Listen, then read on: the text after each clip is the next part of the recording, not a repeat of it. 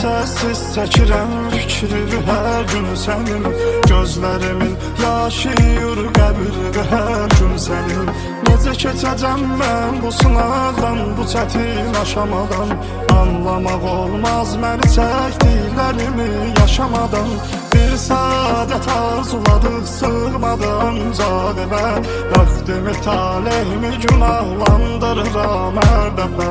Bir qızımız var, qaşı oxşar, gözü oxşar sənə, bəxti oxşar olmasın olsun, özü oxşar sənə. And içirəm qızımın canına, söz verirəm gələcəm yanına. And içirəm qızımın canına, söz verirəm gələcəm yanına.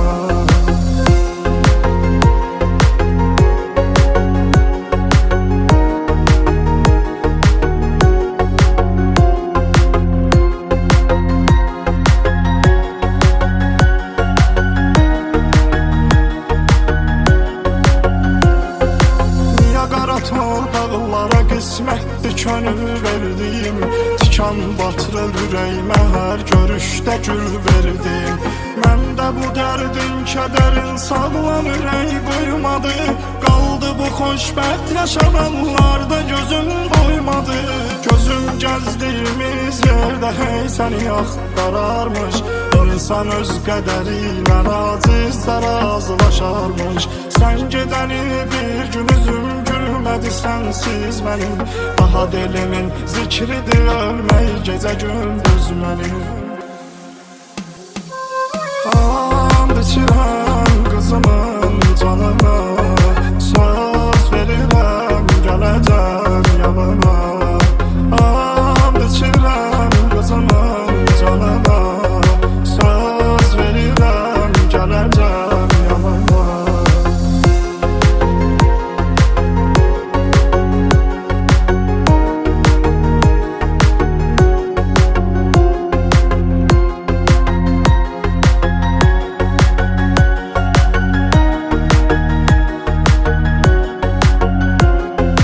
Yaşamağa xatir bir ümid axtarıram sevgilim, əl açıram Allahıma mən yalvarıram sevgilim.